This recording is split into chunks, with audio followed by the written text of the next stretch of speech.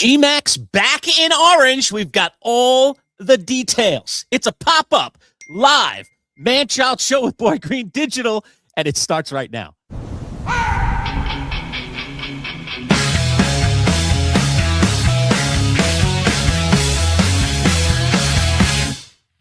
go!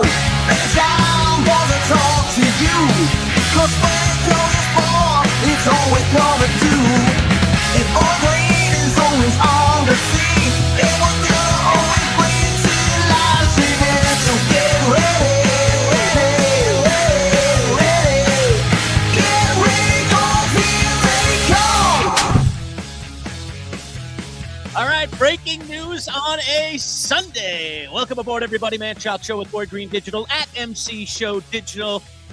In case you're a little late to the party, it's being reported by two ESPN reporters, one of them Pete Thamel, who used to work right here in Syracuse, both poststandardsyracuse.com and the Daily Orange when he was in school. Pete and I were at Syracuse University at the same time. While he was writing, I was broadcasting, and Pete has remained very, very close to this Syracuse community, especially in terms of breaking stories. And so the breaking news, you see it right there in front of you, Pete reporting, along with reporter Jeff Borzello from ESPN, that indeed Syracuse is finalizing a deal with Gerry McNamara to become the next head basketball coach. So all of you dreamers out there that wanted G-Mac back, you're getting them, baby. G-Mac back in the fold. Boy Green, your immediate reaction to the news. We've been talking about it for several weeks. After that Siena performance against Duke, we all believed, including our insider Neil Adler, that G-Mac was going to get the job. He indeed has gotten the job, and there are some additional details we're going to get to as well. Yes. First off, I'll put all my joking aside this time around instead of whatever I said about to Neil Adler earlier this week. But, you know, I, of course, was for Syracuse going outside of the family. And with all due respect to G-Mac, this is predating, obviously, Siena's performance in the tournament against Duke, that I'm just like, you know, Syracuse just did it with Autry. They should try something different, come to a national search. And quite frankly, I said this even when Autry was hired the first time, if you would have done a national search and still ended up on the doorstep of Autry, I would have respected at least the process a lot more if that's what happened. Of course, it did not. And now they go G-Mac here. And no, I joked a few days ago that I'd always been on the G-Mac train to Syracuse. But it's funny how quickly things can change, Lurch, because I won't speak for you. I'll just speak for myself. If Syracuse, prior to this tournament's results, would have hired G-Mac, I would have went, okay, you know, the fan base is going to love it because they friggin' love G-Mac. Who doesn't? But, like, in terms of actual belief that he's going to be able to turn this thing around, I didn't feel as confident. But to see the masterful job he did with Siena in the NCAA tournament, to have Duke up against the ropes, to be the first team in NCAA history to, as a 16 seed, to have a double-digit lead over a number one seed that had never happened before, Gerry McNamara. I mean, you know, call me prisoner of the moment here, Lurch, but I was all in. Yeah. Yeah, I know. That was a very convincing, as I said, it was the greatest job interview that G-Mac could ever have done, you know, on national television in front of people looking to make a decision and weighing the odds of going outside the family, going in different directions, trying to maybe take this program somewhere else. And there's, you know, the forgotten, I don't want to call him the forgotten one. There's the son of the program. You know, there's the offspring of the program right there. He's up the road at Siena. He's been getting his feet wet for 2 years. And here he is on display doing to Duke what Syracuse hasn't been able to do to Duke in I can't even tell you how many years. I mean, Syracuse hasn't been in too many close battles with Duke in recent years. It's been kind of embarrassing, frankly, for the fan base to watch Duke either come into the Dome or to go down to North Carolina and get a beatdown. And this was a Siena team leading, as you said, by double digits, took them till the end of the game. Sure, Duke in the end, their athleticism, you know, were able to pull it out, but that game was in doubt almost the entire game, maybe till the last minute or two of the entire game. And it was masterful coaching. And we heard it on the post-game interview right away. We talked about it on our show on Friday. The fact that John Shire's first words out of his mouth were, G-Mac outcoached me today. It's like, whoa, you know, that was. And he said that twice, people. He said that in the heat of the moment, immediately after the game, where Mike's in his face, in front of his face on the court. And then with some level of time, you know, I didn't have a timer on cooling down period. I think it's like 20 minutes or a half hour. Yeah. Then they do the post-game presses, and he repeated it. Yes. Yeah, 100%. He said it again at the podium that, like, hey, man, he outcoached me. And to, you know, hear that and see that performance. And I'm seeing fans are, jazzed about it in the chat. Dan North, New York, saying, "Let's go, Jim." He's like, "Give me Doty too, the kid from Fulton." So Talk add about him. that. Is Gavin Doty now going to maybe Yeah. perhaps come on down to Syracuse? The Fulton kid who looked so good in that game as well, scored over 20 points. That was pretty cool. Dan North, by the way. Hey, Danny, what's up, buddy? Yeah.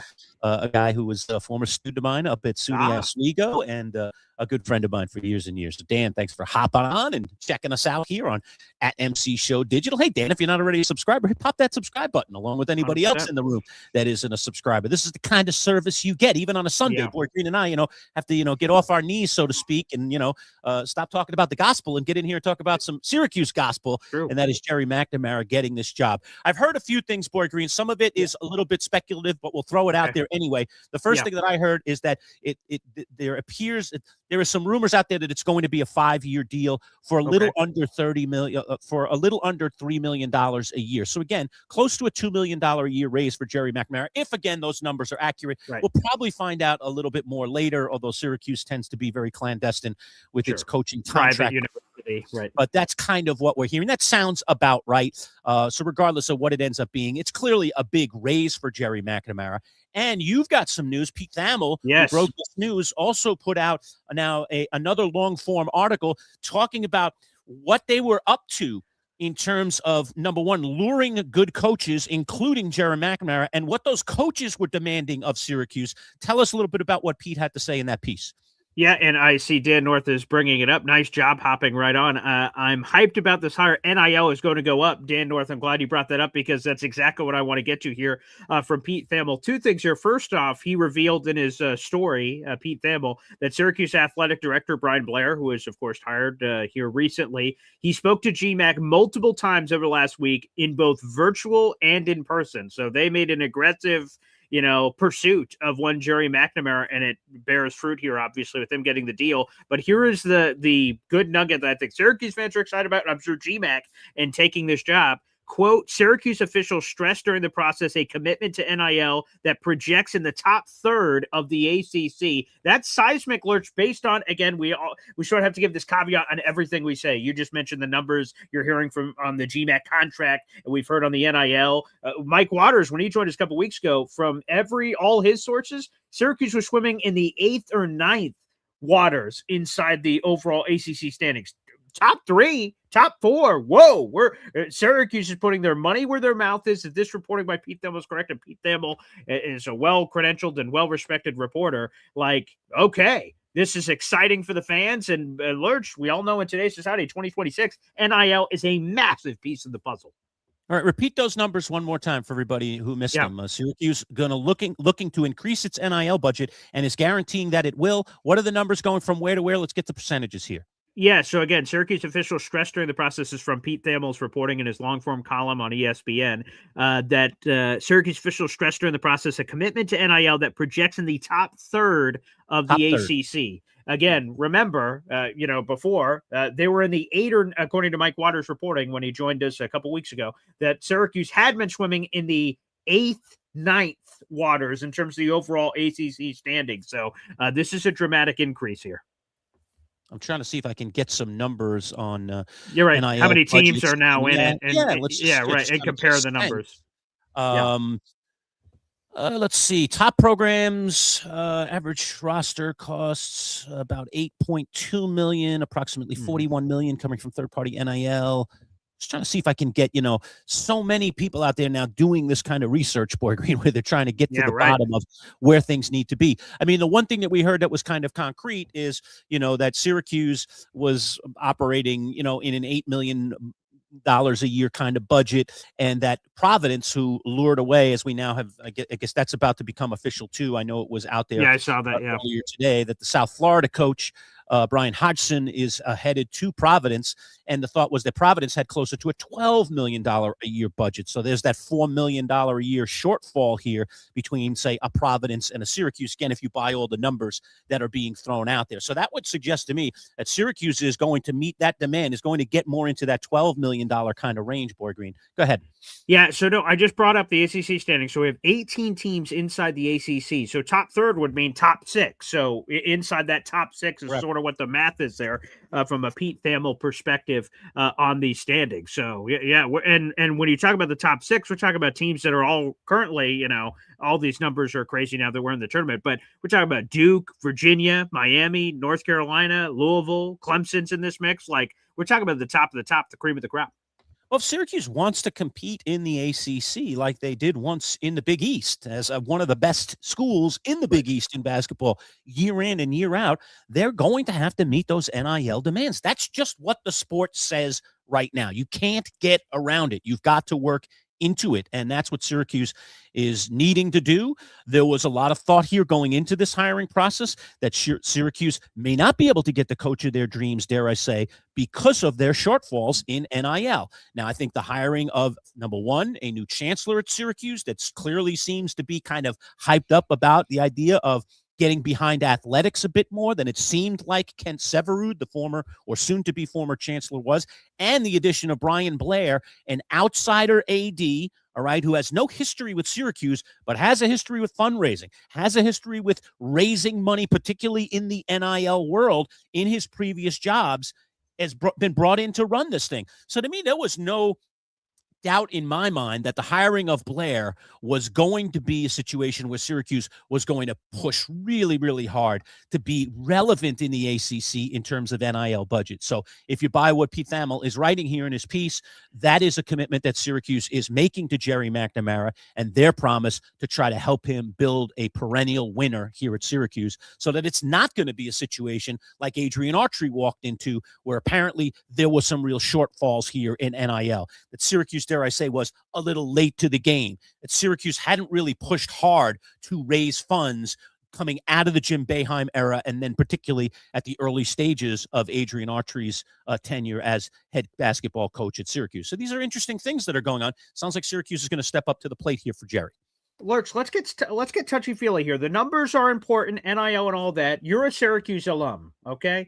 Talk to us. Gerry McNamara is back. He's one of the most popular players, and arguably, and it's been argued this past week, perhaps the most popular player. Not the best, not the best.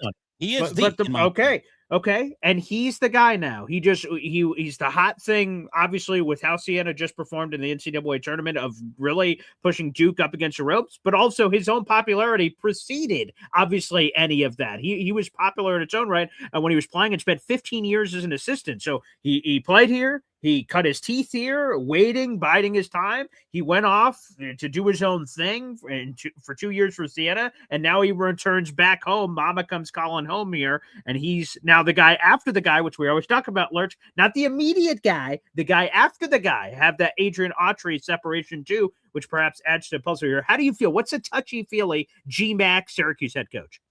Touchy-feely is fantastic. I mean, it's the prodigal son. Well, he's not even the prodigal son, but it's the son coming back home. Right. It's the guy that, used to bring busloads of people to the Dome from Scranton just to come see him play. I mean, there's kind of a local lore with Gerry, even though he's from Scranton, because Scranton is only 2 hours down the road from us. And what he created at Syracuse, the fact that he played for 4 full years, which is not what we see typically of players these days, especially good ones.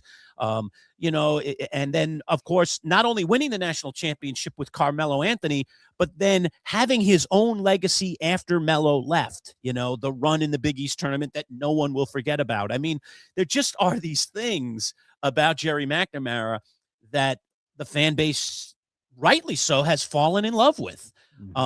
Just like you, at the very beginning of this search, there was definitely some skepticism from me about whether or not this was the time for Gerry McNamara. Was 2 years at a relatively smaller program enough? Was that enough to get this thing on track the way it needs to be? But like I said last week, I mean, minds can be changed. People can change your mind. You can interview somebody that can change your mind. You can dig a little bit deeper into a person's performance, and that can change your mind. And there'll be naysayers out there today and beyond saying, yeah, did you see some of the bad losses that Siena had this year? Because they had some. That's truth. I mean, that's absolute fact. But I don't need any more than watching that game against Duke. I know it's a singular game and nobody should put their stock in a singular game, but Gerry McNamara in 2 seasons has turned this program from a 4-win program to an NCAA tournament team that took the #1 overall seed to the brink. All right. I mean, I just don't know that you can do anything more in your resume in that short period of time to say I'm ready. All right. And what I did like, and I'll just add this little caveat as well. Okay. I think one of the issues, at least in my opinion, now this is pure opinion here. All right. In my opinion, I just felt like Adrian Autry, his personality, he's just a laid back kind of chill guy. He's very pleasant. He's very nice. He's a man that you would like a lot if you sat down and had a beer with him, if you just swapped stories. He's a good guy. He really is. I think he's a very good human being. All right. But the one thing that I always felt about him, especially at my biggest fear when he took over the program, was is that laid back thing going to work? As a coach, is he going to be able to change very drastically the tone that he likely took as an assistant coach to the tone he was now going to have to take as a head coach, to be tough on players sometimes, to lay down the law, to demand discipline and effort every day, every night from every player? And it just felt to me like, I don't know if that personality can do that. And then conversely, you look at Gerry and you just look again at that tiny sample size of one game in the NCAA tournament. You look at how well he prepared his team, how the game plan was rock solid. How he got the very most out of those 5 players that literally played the entire game, and they were competing and they were snarling and they had that look in their eye of like, we can take this team down. We have the goods. We're together. We're a unit. And there was Gerry on the sideline, not sitting down, chilling out with his legs crossed. Not that Adrian Autry did nothing but sit on the bench. There were times when he was intense, but the intent. Did you see Gerry during that game, Boy Green? He was, just on every play, and he was, he was scowling the sideline, and he was, when he called timeouts, he was come on, boys, come on. I mean, you could just feel the intensity. Syracuse basketball needs intensity right now. It needs a coach that is going to demand the very, very most out of every single player. And it felt to me watching that game like Gerry can do that. That Gerry's going to command that respect, that those players are going to buy into Gerry's intensity and his competitive nature. We know Gerry's as competitive as they come. He brings that to his coaching resume, and I think that's a good thing for Syracuse basketball. All right, I want to circle back to this, Lurch. At the beginning of the search, John Wildhack put out a statement on what they're looking for. Here is that statement. I'm throwing this up on the screen. They copied this in The Athletic. This is what John Wildhack said. Again, this is the beginning of the process shortly after moving on from Adrian Autry. Quote, "We're going to move quickly with purpose. This is one of the most storied programs in college basketball. We intend to hire a proven winner who will build on that legacy. We're looking for a coach who can recruit at the highest level, develop players, compete for championships, conference and national. Syracuse fans deserve nothing less, and that's exactly what we're going to deliver." End quote. GMAC is the hire. I go back to the list. This is obviously, this statement was before, obviously, GMAC was hired. This is what they said they were looking for. Now that you know that GMAC is the guy, did Syracuse live up to their promise?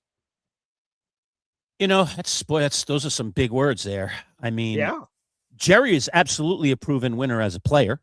Mm-hmm. I think as a coach, he has shown that he has been able to win. Mm-hmm. Now, it's not at a Tom Izzo, Rick Pitino, kind of level. All right. But in the short term, he has proven that he can win. I definitely think he's proven that he can develop players. I think that he's shown that already at Siena. I think to a certain extent, he showed that to Syracuse when he was here as an assistant coach. So I think that's the case.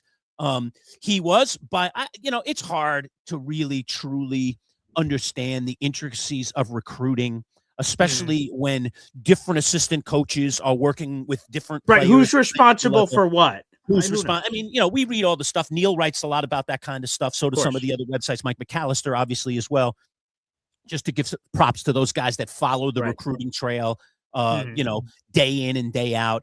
And talking to those guys, they all, when I asked them questions about what kind of recruiter Gerry was, they had great things to say. They really felt that Gerry was doing the job as a recruiter. And that's when he was an assistant coach. Right. And then he gets this opportunity to head coach. And he brought in some nice players, including Gavin Doty, over to Siena to build a winning program in a very, very short period of time. So I think you got to check that, develop players. You got to check that, recruit players.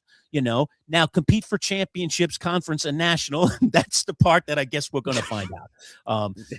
He did compete for a conference championship this year. They won the conference tournament to get the automatic bid. Right. But they did not win the regular season in the conference. Merrimack did.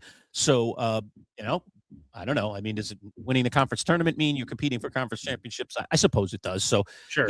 Just at least a half a check or a line or a sketch going through. Yeah, right. Okay. All right. And then winning, national championships. Okay. Well, we all will see about that, and that's not just what Gerry's going to do. That's also what this university is going to do in terms of raising its NIL profile, as Pete Thamel obviously wrote about this afternoon. Right, 100%.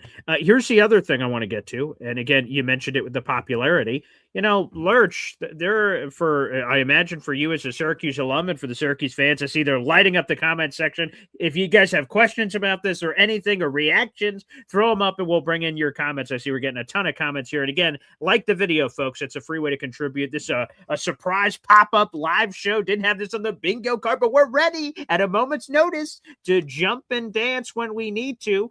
Lurch, I have to imagine it was concerning for you. It was concerning for other Syracuse fans. Look at the dome, man. A lot of empties out there. A lot of, lack of love for the program. And understandably so. This team hasn't made the tournament in 5 years, missed it 6 of the last 7 years. And the dome has been a little empty at some of these games, which is, that's got to be embarrassing for everybody involved.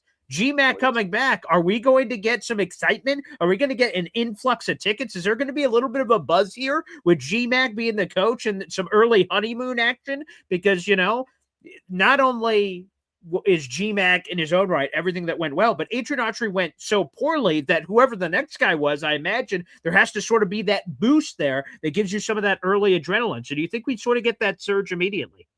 Here's the thing about what GMAC will provide. If any other coach was hired, anybody out there, Hodgson or anybody, whoever out there that they could shake a tree and find and was a legitimate national candidate to come take over this program, the return to the seats would have come with W's. Okay, that Syracuse would have had to show some promise early in the season, and then I think people would start to fill. So a proof of concept you think would have been necessary. Correct. I think for just about any other coach, proof of concept would have been what would have gotten people back in the seats. Mm-hmm. With Gerry McNamara, you don't need proof of concept. Instant credibility. To welcome him back. It's instant credibility. He'll have to ruin that credibility by not winning. But I think they will come right out of the chute because this is an exciting hire. Again, I'll go back to the statement we made at the very beginning of this video. Gerry McNamara is the most popular Syracuse basketball player in history. I can't believe it. I actually heard Jim Boeheim the other day because he's been out doing a lot of interviews, and he actually said it. Jim Boeheim has always proclaimed that Pearl is the guy, is the guy. And he literally came out of his mouth the other day. He mentioned Pearl in the same breath and then said, but I'd have to say that Gerry, basically, paraphrase him, is the most popular player in Syracuse history. And he gave some reasons, because how hard he played and the shots and the, blah, blah, blah, blah, blah. So how about that? Jim Boeheim, who has always said that Pearl Washington, and he'd still say this, Pearl Washington changed this program like no other player. Still, he argues that Gerry McNamara is the most popular player in Syracuse history. So proof's in the pudding, Boy Green. Even the ex-ball coach says it. I don't think that's just rhetoric. I think that is actually his truth. It has been my truth and my reality for years and years. I said it after Gerry finished his playing career. I said, they shouldn't even wait like 5 years, 10 years, whatever, to retire Gerry's jersey.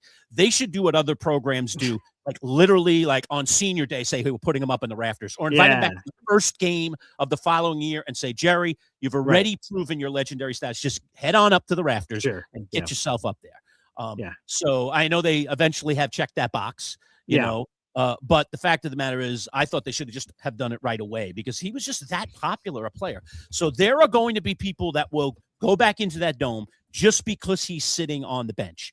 And what will or won't happen will obviously inevitably depend on wins and losses. But there will be an absolute palpable buzz the moment he steps onto that court as the new head coach of Syracuse. No doubt about it. which again, that for Syracuse fans, I imagine has to be pretty exciting. And I think we're going to highlight a bunch of questions here, Lurch. And I think one of the big ones when this happens, of course, is going to be roster construction. And there are two levels to roster construction, and maybe even more if you don't simplify it.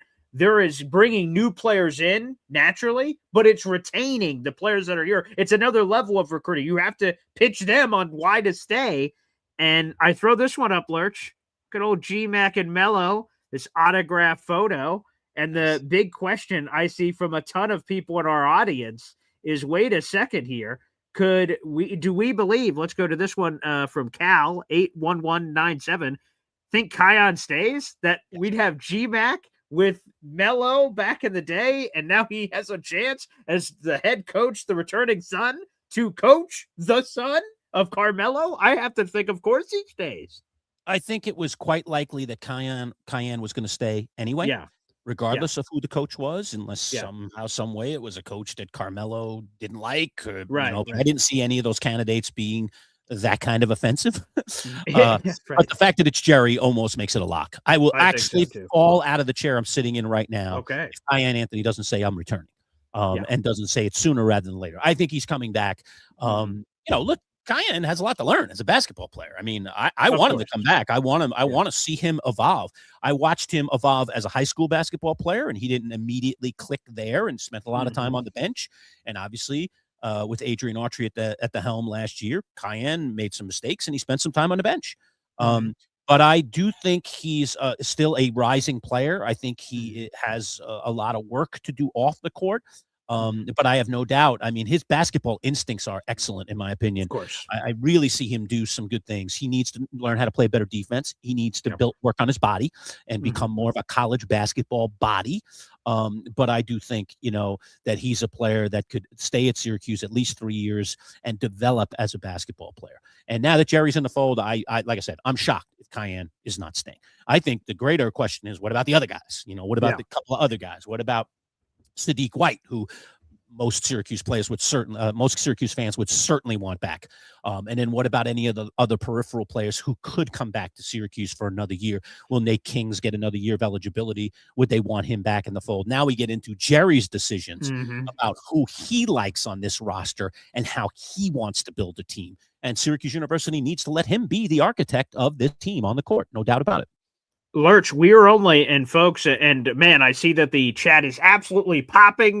This is the most, live, and I shouldn't be surprised, perhaps the most live streamers we've had all at once concurrently here on the MC Show digital channel. Folks, again, like that video, hit subscribe, baby. Make sure you guys show all your love for the brand as we're getting closer and closer to 1K subscribers here on the channel. Lurch, a big date is looming here, a very big date, and thank you for the question. We'll answer more of your guys' questions in a second. The transfer portal window opens on April 7th. That is 16 days away, some odd, give or take. So we're right around the corner from that big date. GMAC immediately has to get to work here. Kiss your babies and sign your autographs in Siena. I saw him get off the bus. Well, get on another bus, buddy. You got to get right to work here, Lurch. Yeah, there's a couple things here to think about in terms of getting right to work. I mean, obviously, with the portal coming, you got to get right to work. Number two, are we going to see Gavin Doty's name go into the portal and then get sucked up by Syracuse? Is that going to happen? That would be a wonderful little bonus/surprise, but it's not uncommon at all when a coach comes from one school to another that some of the better players come with that coach, especially if the coach likes those players. And this kid is from Fulton. I mean, he's coming closer to home. He gets to play now in an arena that can seat over 30,000 people. If he was wanted here, if Gerry wanted him here, one would think that Syracuse University could potentially be in his cards. But I don't want to predict what Gavin Doty's going to do. He's going to do what he's going to do, and he's going to do what's best for him. And you know what? But whether he comes or he doesn't come, you still got to love the kid. I mean, you still got to love what he's done at Siena, and you'll love him more, sure, if he comes here. But you still he had to grow up going to a bunch of Syracuse games, Absolutely. right? In Fulton. Come on, he had to see all of this growing up. Yes. Yeah. So you've got that. I think the other thing is now quickly, what about Gerry McNamara's staff? Is Ryan Yeah. Blackwell, the former Syracuse player, going to come back with him and be assistant coach? Or is there some druthers about that? Is there some thought here that with Gerry leaving, does Blackwell want to aspire to be the next head coach at Siena? And would that job even be offered to him? Was that part of, again, this wheeling and dealing now that's been going on? Was there some kind of conversation with Siena about, hey, I'm not going to leave you high and dry here, guys. If you want Ryan Blackwell to be a coach, I'll leave him here. He wants the job. I'll leave him here to take over this program and just pick up right where I left off. Is that even a possibility? Or is Blackwell going to travel with Gerry? And so what kind of staff is Gerry going to put together? And don't forget, general manager now, part of this whole process too. Syracuse does not have a general manager for the basketball program right now who will be the GM and help kind of orchestrate all this stuff. And Lurch, don't forget Arinze Onuaku. He's on that Siena staff too, Correct. so he could come over. We get the whole band back together. Why the hell bring not? the whole Siena staff for the most part, and let's just go to work? Or does Gerry have some other thoughts and ideas about if he ever got the Syracuse head coaching job, as it now appears he's about to get? Were there some targets in his world that he might want to go chase now? Is there a big fish that he couldn't get at Siena, but at Syracuse, right? Yeah. I mean, there are With people all that due would come to respect. Syracuse and not go to a Siena. That's in all due respect. No disrespect at all to the Siena program. I don't mean that at all in that way. This is a different program. This is come on. This program in its rich history is a different animal than Siena will ever be. So it just is what it is. It's not a knock on Siena. It's just the very reality of the situation. And Lurch, I heard Carmelo still has some college eligibility. So if you get a little father-son action, okay, all right, why not? There you go, baby. That's what I'm talking about. Again, the comment section is on fire, Lurch. I mean, we have tons and tons of Syracuse fans that are giving their instant reaction. I want to refresh this because I know we have a lot of new people coming into the room, Lurch. We have 300 people in the room right now. So thank you guys so much for tuning in. Again, according to Pete Thamel, I'll throw this back up. The breaking news, he and who was the other ESPN reporter, Lurch? Jeff Borzello. Yeah, thank you. Jeff Borzello was the other one. Syracuse working to finalize the deal that will hire Siena coach Gerry McNamara as the school's next head coach. McNamara won a national championship, of course, as a player. We all know that at Syracuse, and he led Siena to the NCAA tournament this season. And according to Pete Thamel's reporting, that Syracuse is in line to be in the top third of the ACC. There's 18 teams in the ACC, so top third, that top six in terms of NIL spending, which is massive because, again, that has been a trouble area of sorts for the Orange here, Lurch. Right, BG, run through some comments here for a second. I'm going to just step away for 30 seconds. I'll be right back, okay? So I'll leave my picture up there. I'll be right back in a sec, all right? Run through a couple of comments. I want to get in, give some of these people. We have a lot of people, as you mentioned, jump in the comments. Let's roll through some of them, have some fun. So BG with you. I'll be right back. Yeah, 100%. So again, Dan North, thank you again that we're jumping on right when the breaking show is going on. So appreciate that. That's what we're here for. Again, at MC Show Digital, folks, make sure you guys hit that subscribe button, youtube.com/@MC Show Digital. We have you covered here with all things Syracuse. Let's get some of those reactions from you guys out there in the audience here on the program. Let's go to Barber here. We'll go to Barber.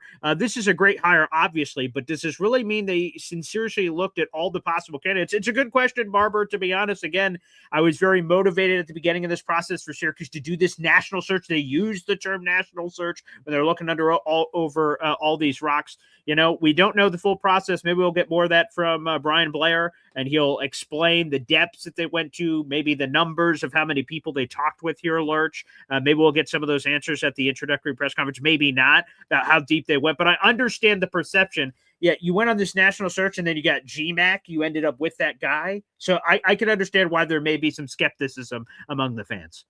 Well, I was, and you and I talked about this a little bit off air yesterday, but I was hearing some rumors that their run at Josh Schertz, the St. Louis coach, who, by the way, did lose yesterday in his tournament game, so suddenly theoretically available to talk to, that Syracuse wasn't done there, even though Schertz was supposedly going to be signing an extension with St. Louis and staying in St. Louis, that Syracuse perhaps was still pursuing. I don't know whether those rumors were true or not. I was trying to confirm them with some good sources, including Pete Thamel, and was not able to get confirmation. And then Thamel obviously dropped this bomb just an hour or so ago. So, look, I think that, I think that they looked at other guys. Clearly, they looked at Hodgson. I don't think there's any doubt that they looked at him. Yeah. I know there have been some conflicting reports now. Was he truly offered the job? Did he really turn Syracuse down? And everybody's got to play their political mumbo jumbo. Yeah, because Blair was being a little cute. Right. Yeah, yes. He was being cute with how he said it. Yes, like, did he reject the job? Was he offered the job? Like, we're getting into semantics land of lying or not lying or skirting truth. So, right, we are in that. But you know what? Like, sometimes you may have ideas, okay? You may have other ideas, and then those ideas don't work out, and then you end up with something that maybe was meant to be to begin with. It's that old, is it meant to be? And they're just throughout this process over the course of the last month or so, okay, once the job became available, their number one was, of course, this immediate thrust and prevailing wind, Gerry, because of who Gerry is, what he means to Syracuse fans. I totally get it for those that are jumping on that bandwagon. I also get it from those that were like, we need a change. Let's go outside the family. Let's look somewhere else, So I hated the fact that, I don't want to say I hated the fact, but I hated the fact that we were seeing those warring factions go at it on social media, including in our worlds every divisive time we video, what, you an idiot, you're an idiot. No, Jim Boeheim. Idiot, stupid people. Right. Yeah. Nobody's stupid or an idiot. Okay. It's just opinions. Okay. There's perfectly good argument to be made about going outside the family. Perfectly good argument. And I respect people that are in that corner, that remain in that corner. Okay. And then there's perfectly good arguments to bring the son back home, to bring Gerry back here. All right. Because of what the evolution was like, even in a short span of 2 years as a head coach at Siena, there were some legitimate reasons to have that discussion as well. So you don't have to hate each other to have a different opinion, for crying out loud. Like, what's the difference? Whether I stand here and he stands, eventually the hire's going to be made, and hopefully you support the team regardless of what the hire being made is. I mean, sure, we all want our guys, but you don't always get your guys. I mean, how many years have I been suffering as a New York Football Giants fan? Every guy that they hired, finally they hired one I love. Now I'm like, woo! But every time they made a hire, whether it was Joe Judge or I don't even want to go through the list of bums the Giants hired. Pat Shermer. I mean, Ben McAdoo. I was like, oh, how uninspiring. But then, the season started. I was like, go Giants. I mean, this is what we do as fans. So you can have opinions, but what are you gonna discontinue use of your team? You're no longer going to be a fan because you don't like who the hierarchy chose as a coach. No, you root for the team. So, but this just kind of, as every week went on, just Gerry's stock just kept going up. It was like it might have started down here. Maybe there are a couple of people above him, and I think that was legit that you could look at it that way. Yeah. But I asked you and Neil were all on the air together on Friday, and I said, all right, no, come on now. This is it. No gray area, black or white. Do you think, if you had to hire a guy today for Syracuse, who would it be? And all three of us, because of what we had just seen in that NCAA tournament, because of everything that we've seen so far, felt like of all the names that are out there, Gerry McNamara makes the most sense. And none of us started in that place. No. Yet all of us were willing to flex and change. Definitely. And inevitably admit what we really maybe didn't want to admit 3 weeks ago, 4 weeks ago, that maybe he's the best guy for the job. So now he's got the job. Which, by the way, people, not to get all soapboxy here, but maybe that's a good message for all of us in the universe. We were all on the other side of this GMAC thing a month ago. Like, I'm not so sure that's a path I would go if I were Syracuse. And new information presented itself. Right. That you need to evaluate look, I'm going to highlight Big Al here. He threw this up. People underscore what GMAC did against Duke, playing only 5 guys, not because he wanted to, because he had no choice, which, by the way, we're going to have to dispel some rumors because, right, everyone said, he's going all Jim Boeheim on us. No, the context suggests that he couldn't go to from ineligibility, injuries, and things of that nature. Right. And, Big Al called it a coaching masterpiece. I agree. Look, we lost to Duke by like 50 points or something. And this team had a lead over Duke. And if they didn't completely implode and run out of gas at the end, or whatever term you want to use for that scoring drought of like 5-6 minutes, where that was the time to hit Duke. Duke was wobbling. You're in a boxing match and you're trading blows and you hit him. Duke was wobbling. And oh my goodness, Duke was wobbling. And all you had to do is get one more shot and Duke would have went crashing down to the canvas. The tree goes down and Syracuse couldn't have hired Gerry McNamara at this point because Siena, who knows, could have still been alive in the tournament. So, oh boy. Oh yeah. So coaching masterpiece, 100%. So let's give some love to what GMAC did. That's an incredible performance. Absolutely. Was an incredible performance. The Manchild Show with Boy Green Digital. We are presented today by Northeast Roofing Professionals. You see their logo permanently affixed above us there in the center with the beautiful snow-capped things. They do roofs here in Central New York, particularly in DeWitt and Fayetteville. So if you're in those areas, please go see our friends at Northeast Roofing. You want to get a hold of them. Now is a good time of year to do before we get into the warm weather. It's nerpcny.com. This video is presented by our friends at Drop Syracuse. We'll go through some more comments in just a minute. 30 seconds from our friends at Drop, and we'll right back. Considering that we sleep nearly 1/3 of our lives, buying the right mattress is essential. At Drop Syracuse Mattress and Sofa Outlet, you'll get a unique experience, one that saves you 30 to 70% off retail prices on top-of-the-line mattresses like Sapphire Sleep. At Drop, you'll schedule a mattress fitting appointment and get one-on-one service directly with Paul, the owner. No middleman. Family-owned, huge savings, no-pressure sales designed to save you time and money. And now Drop Syracuse has sectional sofas and love seats as well, with prices designed to fit your budget. Drop Syracuse Mattress and Sofas. Set up your appointment today at boxdropsyracuse.com. All right, we're back. Manchild Show with Boy Green Digital at MC Show Digital. Hit that like button and also subscribe. There's our home, youtube.com/at MC Show Digital. We'd love for you to become part of our growing army of subscribers as we march towards 1,000 subscribers. We've only been out here in the digital world about 7 months. So we're very, very proud of the subscribers that we've built in that time, but we want to continue to grow. And for those of you that are not familiar with who we are, well, we are based on a radio show called first Bud and the Manchild and eventually the Manchild Show with Boy Green that was on the Syracuse airwaves for over 22 years. We hung up our microphones from radio and turned our microphones into digital microphones about 7 months ago, and away we go. We are now exclusively a YouTube product, essentially, that also is put out on our social media portal. So I'd love for you to support us, especially those of you here locally, many of you who probably listened to us over the years on the radio. All right, let's go back over to the comments, Boy Green. I got one here from Stephen Spalding who says, I like Doty, Andy R comparison. He's talking about Andy Routens.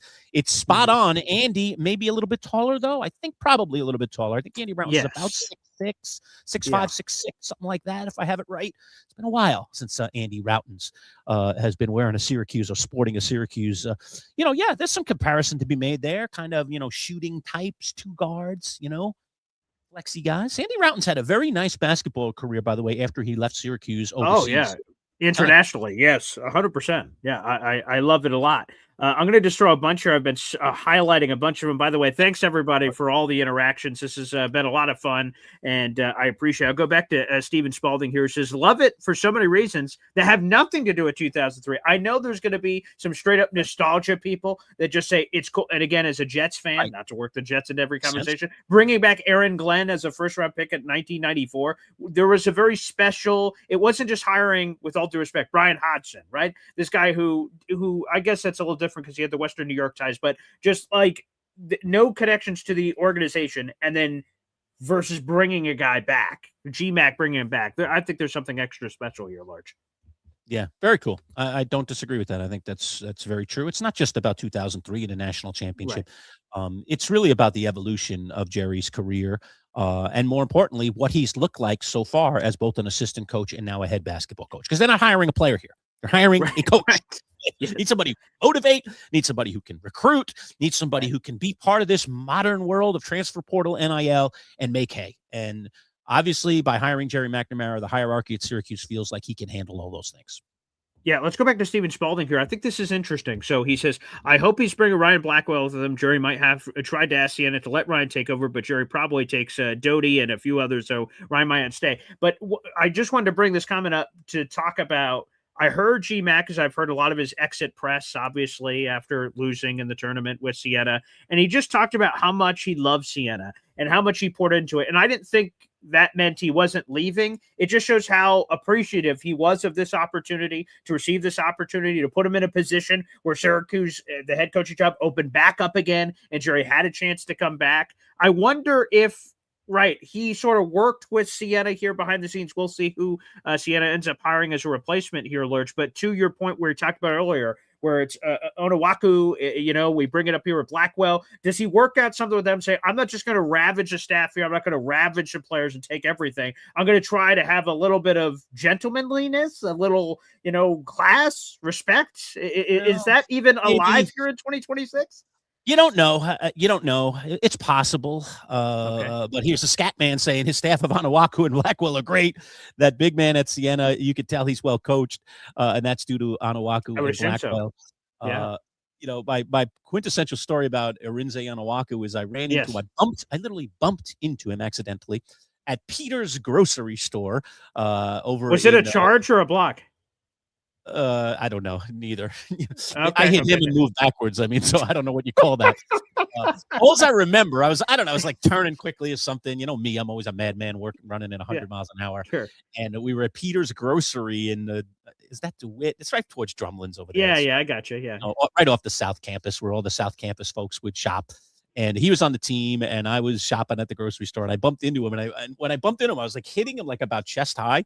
Not only is he massively tall, but he's like the thickest individual I think I've ever been around outside of Shaquille O'Neal. I mean, he's just a very thick guy. What's he listed? You see somebody that large, just both in height and in girth, it's really like a spectacle where you're just like, oh, like.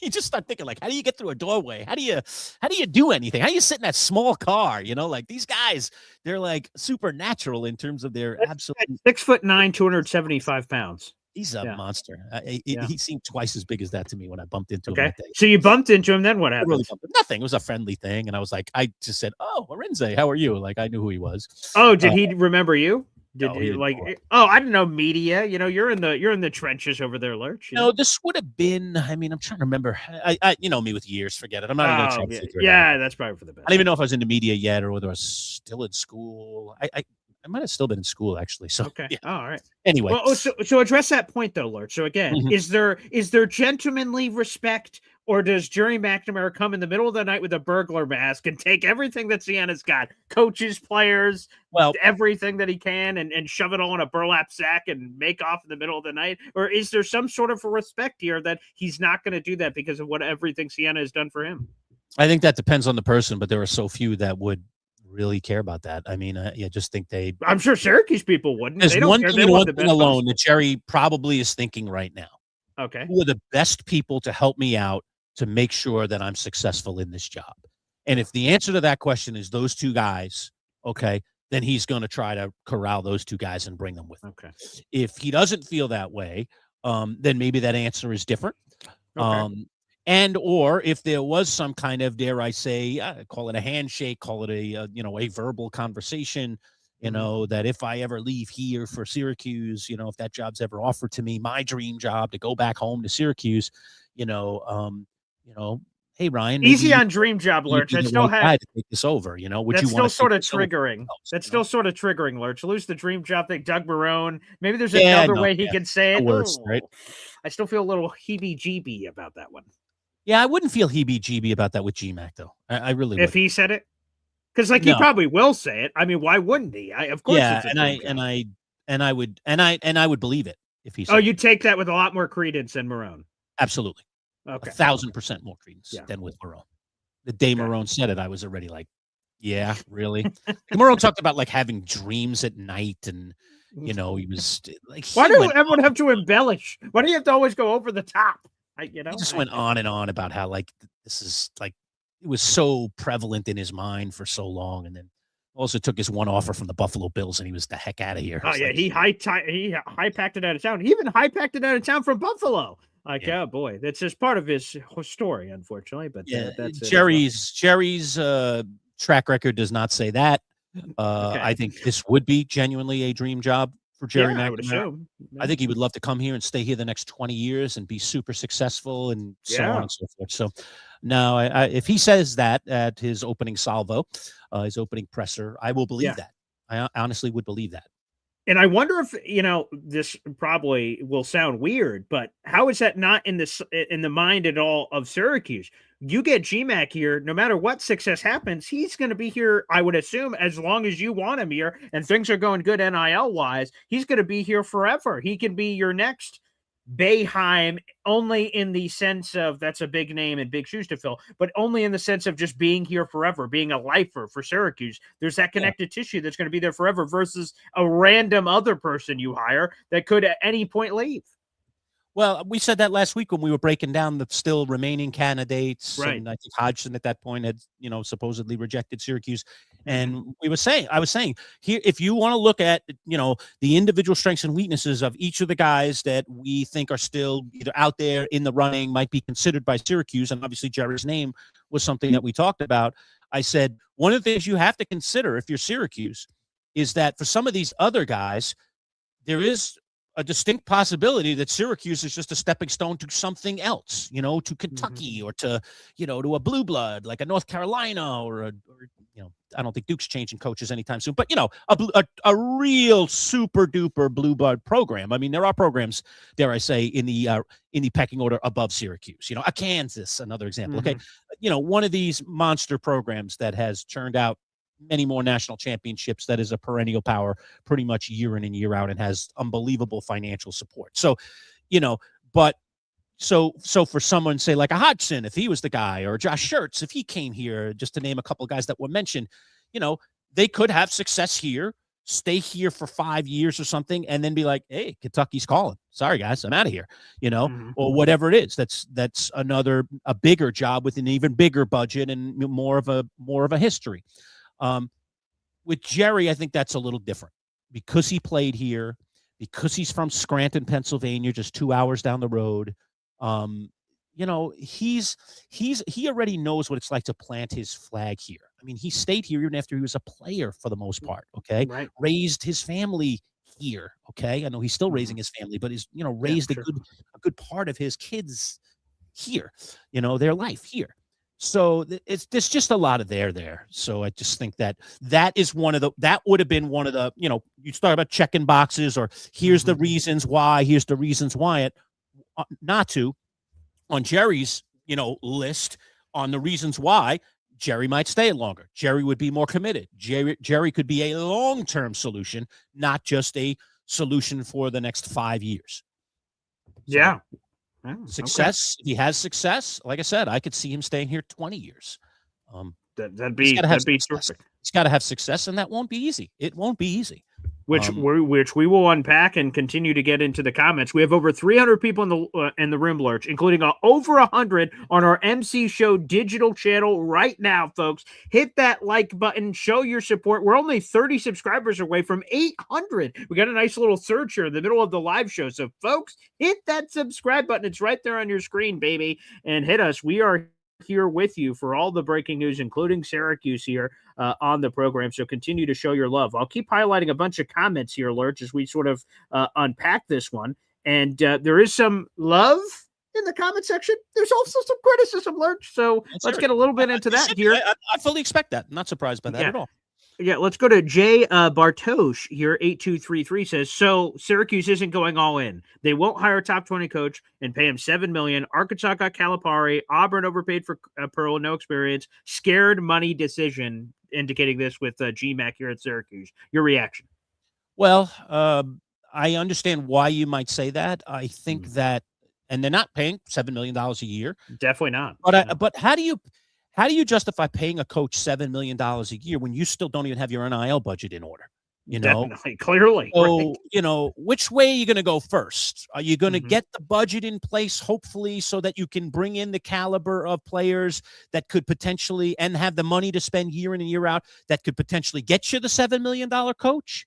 Okay, that just doesn't exist at the moment. Chicken or the egg, Lurch. Chicken or the egg. It's a wonderful thought, and I don't disagree with it. Hey, let's swing for the fences. Let's go get our version of John Calipari or Rick Pitino, or pick your guy, right? But at this particular moment in time, okay, I don't think that it's necessarily Syracuse being cheap. I think it is Syracuse looking at the playing field and saying, this is what we got to work with. This is a better solution for us right now.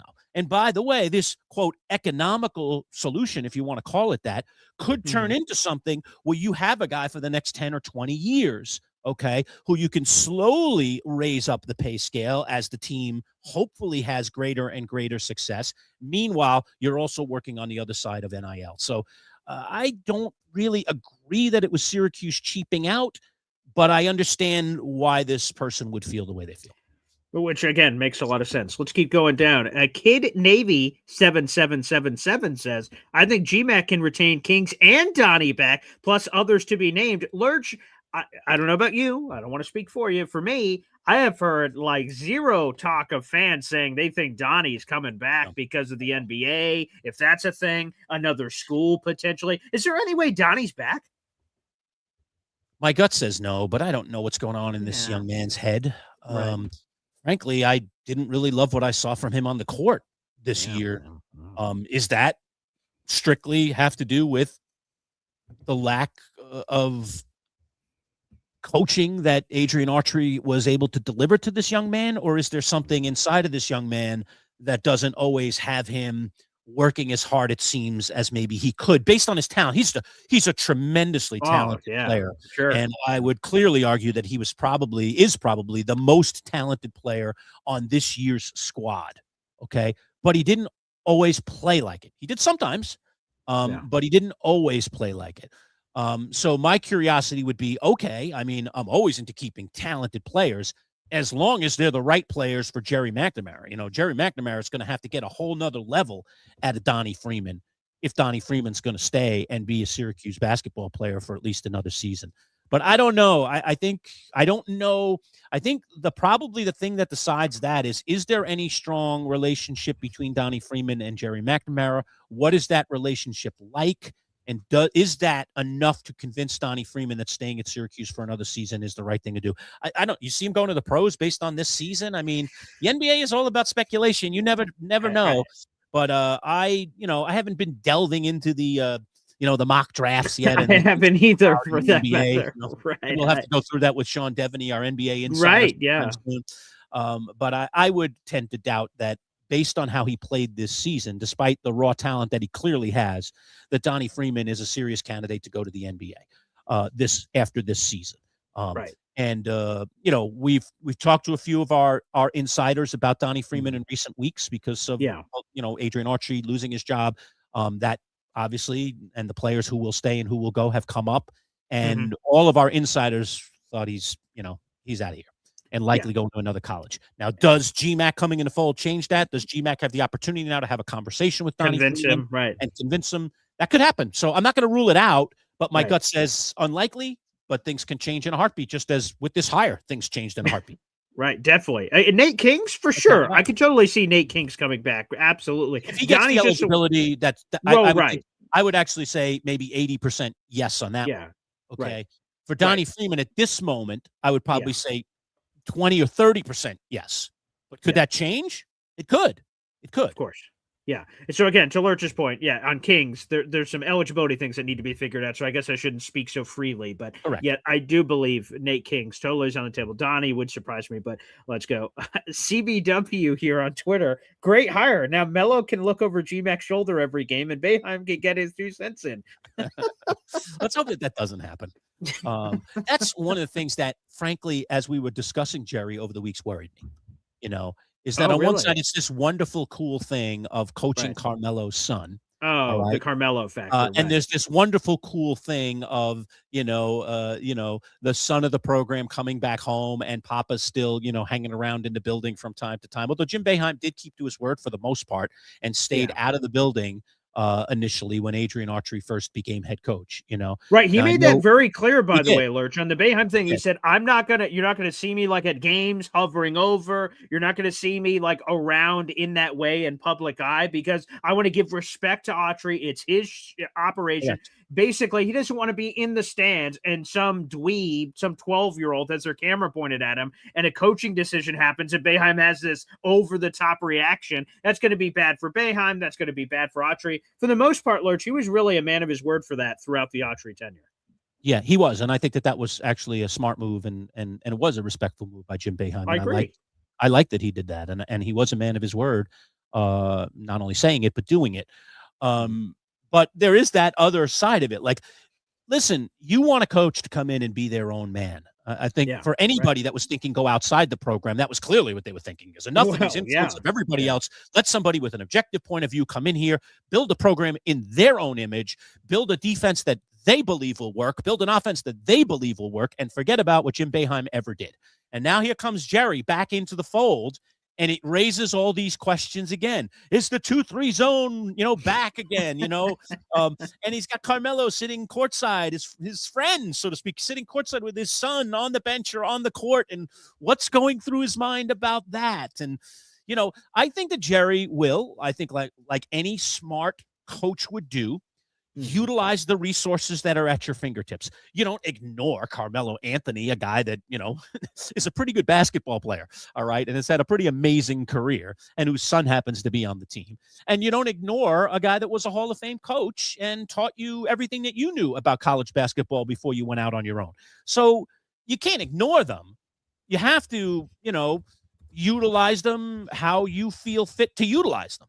But you also can't rely on them. You have to be your own man, and you have to have your own ideas, and you have to execute your own strategies. And Gerry was able to do that at Siena, and he needs to continue to do that here at Syracuse. So those guys can be resources, but they have to be resources at Gerry McNamara's beck and call, not the other way around. And hopefully that won't be an issue, but that is one of my very, very small concerns about Gerry coming in here, is that presence of those two guys in particular, and what that means to how Gerry navigates the waters of coaching a basketball game. 1,000%. Again, guys, it is Boy Green. It's Manchild. Originally, remember, Bud and the Manchild. Then the Manchild show with Boy Green. Now the Manchild show with Boy Green Digital. I can confirm, Lurch, we're both alive. I've heard a few of those. What happened to them? Where did they go? They suddenly disappeared. A van grabbed them and threw them in the back, and we haven't seen them since. Yeah, we've been here the entire time. Digital, the Manchild show with Boy Green Digital. I see we have 400 people in the room approaching, Lurch, and over 130 of those 400 are watching right now on YouTube. Hit that subscribe button, folks. Again, we are surging right now. It is a lively program. Again, we just reached 770 subscribers. We're 30 away from 800, baby. Let's try to get to that live here on the program. That'd be a lot of fun. I'm going to keep going through your comment. Item up. Reactions to Gerry McNamara being hired here with the Orange. Lurch, what about before you this? go to another comment? Hold that comment for a second. One other thing I want to mention. You see BG and I wearing the 12th MC hats here. Our merch store is now open. If you want to throw up the link there for a minute, Boy Green, but you can support us and support the channel by purchasing merch. The 12th MC is our membership group. So if you join as a member, as a subscriber who becomes a member, all right, you can you will become part of the 12th Manchild, all right, or 12th MC as we're wearing on our caps. And the hats are one of the things up on our merch. We've got cool T-shirts for the spring, and you'll see me oftentimes drinking out of my little coffee mug here. It's got the 12th MC logo on one side and the Manchild Show with Boy Green logo on the other side. It's one of those dual colors, and you can get any color there's a whole bunch of colors. There's 7 or 8 different colors, and it also comes in 2 sizes. So if you're looking for a cool coffee mug, you can support the channel that way. You see it right there. It's in the link below as well. But that's our shop right there. MC Show Digital Shop on Etsy. And you can go purchase some merch, have some fun, man. Become part of our little growing army. All right, go ahead. Jump over to what you want to jump over to now. Yeah, no, just wanted to tell you guys that's a cool way to support the brand, and feel free to do that. That is in the YouTube description down below, so you guys can click right on over and check out the merch shop. Cal, by the way, we answered one of his questions earlier. Said, great content, guys. Really appreciate it. So thank you. Barber saying, sorry for the typos. People were driving. Folks, please, for the love of God, I understand people are pretty titillated by GMAC being back. I am. It's exciting. Please pull over, talk to text, perhaps, if there's any typos. We're cool with the typos. Totally cool with the typos. Not cool with people dying in the streets. So, and it's been a rainy day here in Central New York. So, visibility's a little down. It's a very dreary, kind of cloudy day. But not for Gerry McNamara. Oh, dreary for him. He's coming back home, baby. Head coach of your Syracuse Orange. That, regardless of where you stand or where you stood before any of this started, that sounds exciting. Yes. It just does. There's no avoiding that. That sounds exciting. Cool headline. Where you stand on the side of the argument. And now he'll get his chance. And for all those that don't think it was going to work, well, then you'll get a chance to see if it does or it doesn't. But I guarantee you, all you that said you didn't think it would work, all right? If it works, you'll be on board. you'll be on board and you'll say, "Oh man, you're right. He was ready." So Yeah. I don't know if he's ready or not. I'm not saying We're about to find out. but he's going to get his chance to see. We're going to get a chance to see if Gerry was ready. Yeah, we are. Back to Steven kind of Spalding. It says, not enough likes. Hit the like button. People, it is free to do. What are you doing out there? To the 130 plus that are watching this pop-up live show right now, if you enjoy it, hit that like button. We have 27 likes, but over 130 people in the room. That math doesn't math. That's how this show organically gets in front of other people out in the audience. I imagine this will be a very searchable topic. People will be looking this up because of the GMAC hire and the sexiness of the reunion and all that jazz. But please hit that like button, Steven. Thank you for saying that. And again, that is a free way to contribute here. Big Al giving some more props. 100 people in a pop-up show. Well done, fellas. Concurrently, we have nearly 140 people in the room right now, Lurch. So again, the topic was hot. Hey, Al, if you're in the room, would you please reach out to me? So I owe Al one of these, all right? This is our pint glass, okay? And it's got 12th MC on one side and Manchild Show with Boy Green Digital. Yeah. I have one of these brand new sitting around for Al that him and I have not been able to hook up, and I got to get to him. So Al, get back to me. DM me, man. We got to get this. Sure, I got to hand deliver this thing to your house if I have to, but I want that pint glass in your hand. I'm sick of looking at it here on my desk. I want this thing out of here. So please. Which, by the way, Lurch, I saw that our buddy MFC, Mother Effing Chew, is pouring all kinds of wonderful drinks that are in this pint glass himself. He had a couple of brewskis earlier over the weekend. Sent MFC, who won one of these pint glasses for becoming one of our first members. Okay, so we were giving these away for people who were popping into the membership and supporting the channel in that way and joining the 12th Manchild. So MFC got one of these. And then after MFC got it, he started taking pictures with various beverages in it and in different places. And I thought it was the coolest thing. Like, what a cool way to promote the brand. So I've been testing merchandise because I've been in charge of our merch shop, which has only been open for a few weeks. And so I've been testing products. And one of the products I tested was a laser printed version of the 12th MC logo. So if I can spin this cup the right way, it's kind of hard to see. All right. But that is laser engraved and it is on both sides of this glass. The logo is a little bit bigger than the other one. All right. And so after MFC was out there, showing everybody how proud he was of his Manchild Show with Boy Green Digital color version, I said, you know what? I got a couple of these prototypes made up, the laser version. I'm going to ship it off to him. And then he just took this picture a day or two ago. So we posted that as well. But awesome. It looks great with the liquid in it. You can really see it. Out of our for sure. Yeah, that's correct. When you have the laser done glass, once the liquid's in there, then you see it much better, which is very clearly. And the laser stays on forever. I mean, it's laser engraved on the glass. Yeah, right. Unfortunately, as good as these are, most of these with the stickers on them, because this is a form of a sticker, it's a very adhesive sticker, but it's still a sticker. Dishwashers and everything else. Yeah, you really want to keep it out of the dishwasher. This is something you want to hand wash. The laser, put it in the dishwasher, no harm, no foul. So it's just a different, way to get glasses made. The manufacturer that we're working with for the Manchild Show with Boy Green Digital Shop does not make the laser engraved. So that was a prototype that I got from someone else. And I just had a few of them around. And I was like, you know what? I'm going to send MFC one of them because he's been such a good subscriber. And he's out there toting the brand with his other pint glass. So I'll send him another pint glass. Now he's got two.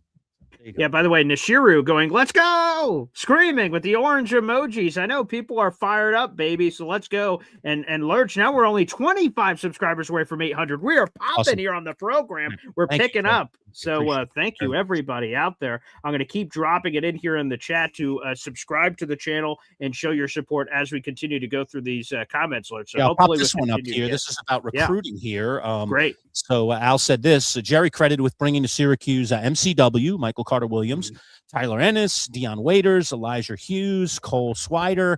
All right. He's also credited a great deal with the development of Buddy Boeheim. So those are just a few of the credentials if you wonder about what kind of recruiter or what kind of developer of talent Gerry McNamara is. Well, when he was right here at Syracuse, these are some of the players he recruited. These are some of the players he developed. So I'm not sure if we can put Buddy Boeheim on the list. And honestly, in all honesty, I'm not sure if I'd put Buddy Boeheim on the list. I'm not sure how much of an arm twist. Hey, there's this guy named Jim Boeheim that sort of coaches here. Not sure if you're familiar. Yeah, not for recruitment. He's saying he's credited with the development. Oh, the development. That he helped Buddy develop his shot. That he worked with Buddy, in the practice venue to make him a better player. And let's face it, remember when Buddy first started at Syracuse, sure. we were like, oh, man, is this coach's son? Like, is he good enough to play right. on this team? Yeah. There was a lot of questions about whether Buddy was going to make it. And Buddy more than made it for Syracuse. I mean, they may not have had a great record most of the years that he played at Syracuse, but Buddy was an outstanding player. He was very worthy of wearing that jersey, in my opinion. Very worthy. Okay, we have a ton of comments here, so I want to keep going down, Lurch, and let's keep reacting with the fans. And by the way, I don't have any kind of bias here. If you guys love the hire, I'll bring it up. If you hate the hire, which we're about to see a hate the other side of it, but I'm cool with whatever your comments are. I'm not filtering them in that way. I'm highlighting whatever to me are the most. You're respectful. I'm not putting you up there unless you're respectful. Respect is important. Okay, I'm sure this is incredibly respectful. Nick Costa saying complete disaster, and then he adds this: no one in the entire country cares about GMAC. Some weird championship. I'm not sure if he's talking about Syracuse's from a million years ago, 2003, or winning the conference championship for GMAC. I'm not sure which one he's referencing here, Nick. But complete disaster. He calls this hire. Oof. There are people that feel strongly, but now you're going to get a chance to either eat crow or say, I told you so. Right. And that's the wonderful thing about it, is that this will, in the end, deliver results of some sort. Right. And then some people will be right and some people will be wrong.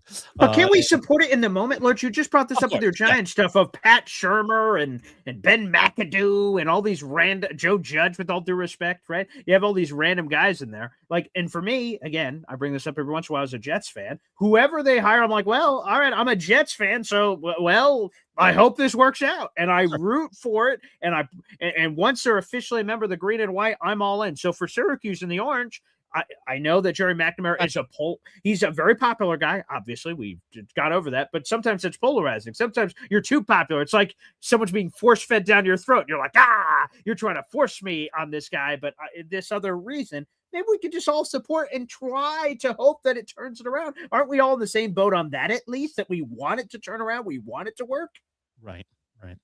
By the way, for anybody jumping in late or is just coming in the last few minutes, obviously the big announcement is Gerry McNamara, it appears, is going to be the next head coach at Syracuse. This is being reported by two ESPN trusted sources, our very own, once our very own anyway, Pete Thamel, who now works for ESPN, and co-reporter or fellow reporter Jeff Borzello. Syracuse is working out, I guess, hammering out a deal with Gerry. And it obviously brings back the return of one of the most popular players in school history. I'd argue the most popular player in Syracuse history. So here we go. It's the Gerry McNamara era. It's about to begin. Goodness. And agree, disagree, whatever it is, wherever you stand, the fact of the matter is it's happening. So sure, you can say this is not what you wanted, if indeed it's not what you wanted, but it's what you're going to get. And so now the question is, are you going to support the program anyway? Are you going to get behind this coach and try and turn this thing around? By the way, in the same breath, Pete Thamel also writing a piece today that Syracuse is essentially saying, action is stronger than words, but essentially Syracuse is saying something along the lines of that they expect to be in the top third in NIL budget in the ACC in the very near future, I guess, talking about perhaps coming up to this next season. So they are looking seriously to raise their NIL budget and profile, and that there was supposedly some promises, some commitments, whatever you want to call them, that to Gerry McNamara before he was hired for this job, that this is where they intend to be. And you see the quote right there. From Pete Thamel's, this is Pete Thamel's story on ESPN, his long-form column on ESPN. So again, top third, and for those who don't know, there's 18 teams in the ACC. So top third is top six, is what they're referencing here, which again would be a seismic upgrade over what has been previously reported. NIL is a little sketchy. It's hard to know what to believe, what not to believe on certain numbers, but from the numbers we have, that's incredibly different than the numbers. Yeah, I think what we heard, again, I'm going on memory, so please, I'm not 100% accurate, but I think I'm in the ballpark. Okay.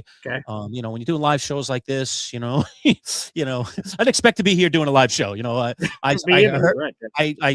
I found out that this was breaking. I immediately got in contact with Paul. We were like, let's just go on the air and do this. Yeah. So that's what we did. And so I didn't have a chance to gather every piece of information. But my understanding in talking to some of our insiders in recent weeks about NIL is that Syracuse was like below the 50 percentile in the ACC or somewhere in that realm. So they were more middle of the pack. Excuse me. In terms of NIL budget, now they're Yes. looking to be in the top third of the league. Yeah, go ahead. Yeah, so let me admit a snafu from much earlier in the show, so I apologize. Because I definitely made a mistake there in misrepresenting what Mike Waters said. So my apologies. Yeah, I said 8 or 9. It was the 8 or 9 million, not the 8 or 9 ranks in the ACC. How many teams were in? So, I apologize. I had that incorrect. Again, you're right. We're live here, and when you're saying things and things are going, I want to make sure that numbers. I mean, you want to look up numbers and have them in front of you, and we don't. All cards on the table. We don't at the moment because we just wanted to get on the air and get out to you as quickly as possible and let you react to the breaking news. Because the big thing about this, is Syracuse looks like it has a new head coach, and they're bringing Gerry McNamara back home, and it's whether you like it or not, it is big news, and it is I think immediately going to get some butts in the seats to support Gerry and to support this cause. And if Brian Blair and his crew of NIL raisers are going to try to raise the profile of this college athletic department to be in the top third of the ACC, that's good news. That's good news for the kind of talent that's going to come here. And it should, in theory, with the right coaching, make Syracuse a much more competitive team. They have not, in all honesty, been all that competitive almost since the time they've been in the ACC. The first year was it. Good years. I know they've had a couple of good years, but 13 and 4. The fact of the matter is they've been a middling at best. That's really where they've been, is in the middle. And they're not happy with being in the middle. The fans are not happy with being in the middle. Nobody's happy with being in the middle. Sometimes they've been less than the middle. All right. We've had some, flat out losing seasons. Okay. Like on the wrong side of 500, and don't forget, in that wrong side of 500, you've got games against teams that are guaranteed wins for the most part. So that's not good. Syracuse is trying to flip that. Syracuse wants to go back to being closer to what they once were in the Big East, when they were contending for titles regularly, when they were winning the league from time to time, where they were always a factor in the Big East tournament at Madison Square Garden every year, and when they were regularly, almost like just put a stamp on it, and it's just a matter of what's going to be the seed, showing up every March to be in the NCAA tournament, which they haven't now been in for 5 straight years. That's true. That's a harsh reality. By the way, we're now 20 subscribers away from 800. So keep showing that love. I'm going to keep dropping it here on YouTube, guys. Subscribe to the channel. We have 100 of our 400 watching on YouTube right now. So you guys are seeing this live right now on the MC Show digital channel. So again, folks, hit that subscribe button. Let's go. You should be fired up with some kind of emotion, good, bad, or indifferent. We'll keep highlighting some of these comments here, Lurch. We go to Santo Prince 3857. Thank God. Finally, 3 years ago, he should have been hired. We played right in the NCAA, making a wrong a right. Love it. No better in history if orange than Gerry. Thank you, sir. SU and the Lord. So there you go. And what do you think about God's in on this? I like it. Well, it's Sunday, Larch. Yeah, blessed be he. Very true. Larch, thank you, Santo. What do you make of that level of it? Because, it sort of seemed like Syracuse, whether we agreed or not, the first time around when Boeheim steps away, it seemed like they were going in-house hire, whether we liked it or not. Did they? I know the results say maybe something different here with Autry being the guy and he failed, but did they make the wrong hire? Should they have hired GMAC initially? I can't answer that question definitively. Did they make the wrong hire? But I'll answer it this way. All right. Okay. And I think this is a fair way to answer it. And I've said this for years. This is, again, not something new. This is something that I said way back then, and it is continued to be a prevailing wind. My mind can be changed from time to time, but this was something that I believed, and I still believe today. I think Syracuse, unfortunately, was in a bad spot. As you said, I believe they wanted to hire from within. Yeah, they had 2 guys sitting on the bench that were very worthy. One was Adrian Autry, one was Gerry McNamara. Okay, so what separates the 2 guys in terms of who you're going to choose? Well, one has been around a little longer than the other guy. That's Autry. Right. Both were players. No advantage there. Okay. Neither had head coaching experience, so no edge there. I think Autry, he did some stuff in the AAU world and stuff where he was kind of, the head guy, I think. So, but no college, head coaching experience for either guy. And Autry's just older. Just an older guy. He was a former player a longer time ago, has been at this a longer period of time period. Right. So when you put the resumes next to each other in terms of who should be the next coach, I think Syracuse was in a catch-22. Even if their preference might have been Gerry for his personality, for some other intangibles, the fact of the matter is if they chose Gerry, they would have really been sliding the other guy. And so they were in a very, very difficult position. So I think at the time they made the hire that they felt like was the right thing to do if they were going to hire in-house, which is clearly what they wanted to do. All right. In the meantime, Gerry does inevitably leave. Okay. He leaves. And then he goes and gets some experience. He spends 2 years now at Siena, taking a program that had 4 wins, okay, to a more respectable level last year and now to a more than respectable level this year, including winning their conference tournament and, going to the NCAA tournament and putting on that performance against Duke. So when you put all the things in the blender, like this, even though it might have been the wrong hire at the time, and you could argue for that, I'm not going to argue against it, okay? It was the hire they had to make at the moment, but in the end, if it results in Gerry being better now and more ready for this job, and that in the end, it ends up that Gerry's more successful because of this, wouldn't it have all been for better? So that's the way I elect to look at it, because I don't know that Gerry would have been ready for this job, at that time. And I don't think they could have overlooked Autry for Gerry. It would have looked really bad. So I think they just did the right thing and hoped for the best. It didn't turn out great, but within 3 years now they've made a pivot, and now they do have the other guy, and the other guy is a more grizzled guy than he was just a few years ago, and that's good for the program. He's had more experiences. He's now been to an NCAA tournament game as a head coach. That stuff matters. So I think in the end, it could be, a blessing in disguise that Gerry ends up getting the job now instead of 3 years ago. Lurch, we have a lot of different people watching this live show right now, including a Duke fan. What the? Let's go to Marcel Wilson here on our YouTube channel. As a Duke fan, I'm so glad you guys made this hire, man. I've been wanting to go to a game at the Carrier Dome, but I want the Qs to be good again. And he says this guy is going to win at Syracuse. A Duke fan?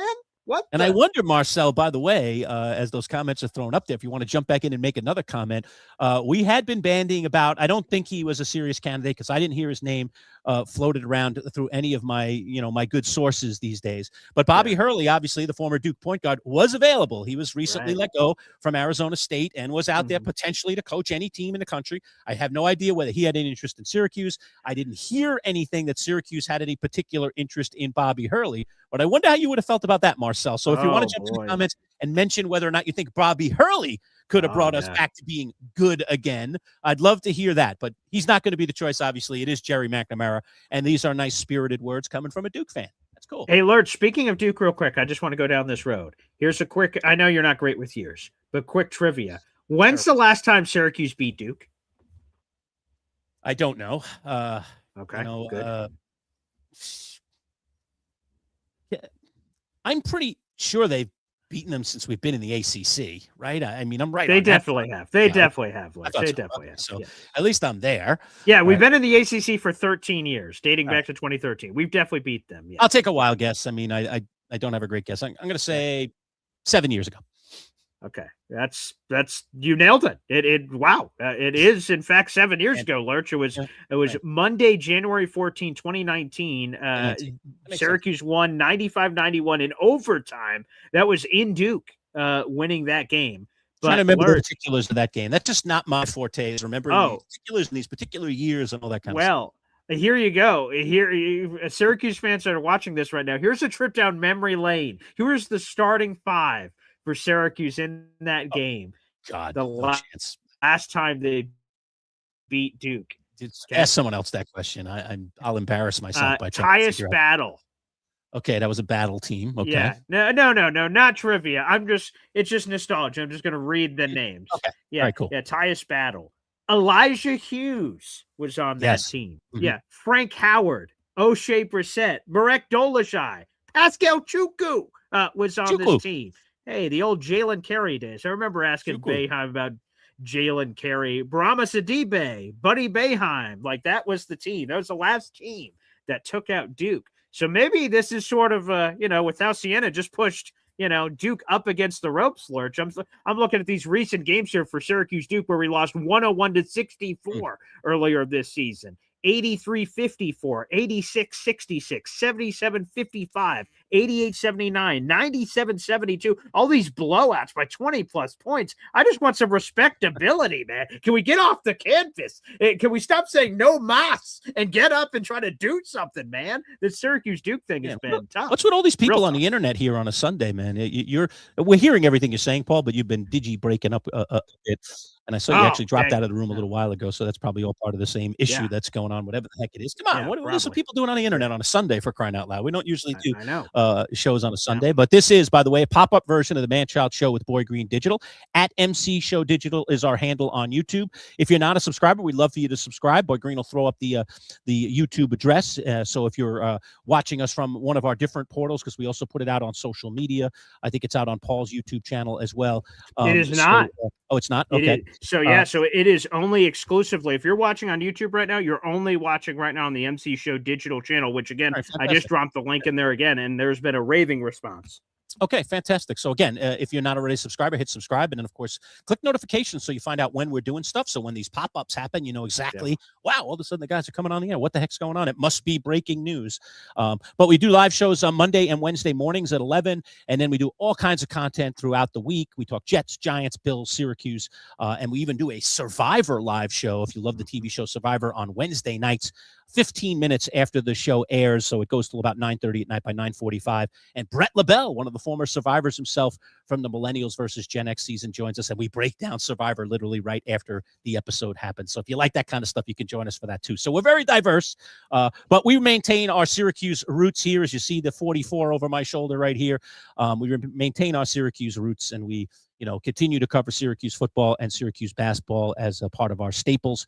And obviously this very, very big story, which we've been following very, very closely for the last month or so, of the head coaching search, and now Adrian Archery being let go, and then the search opening up, and then some candidates being thrown out there, and now inevitably has led to today, where Pete Thamel and Jeff Borzello are reporting that Gerry McNamara will indeed be named the next head basketball coach at Syracuse. Wow, is all I could say. What a journey it's been over the course of the last month. Unbelievable.